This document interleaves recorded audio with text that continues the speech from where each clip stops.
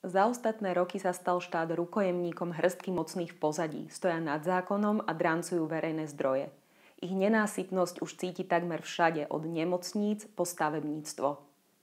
Nasledujúce volebné obdobie ukáže, či bude toto ovládnutie štátu pokračovať. Prerozdelia sa napríklad takmer všetky kreslá na ústavnom súde, ale aj pozícia ombudsmana či šéfa úradu pre verejné obstarávanie. Máme teraz príležitosť, nedarujme svoj hlas politikom len tak.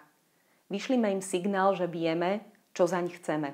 Že očakávame férový štát, kvalitné služby a vládu práva bez výnimky.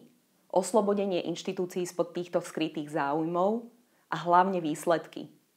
Preto na obálku nakreslím ako symbol týchto požiadaviek oko a s kolegami v Aliancii Fairplay potom budeme dôsledne sledovať, či politici požiadavky naplňajú.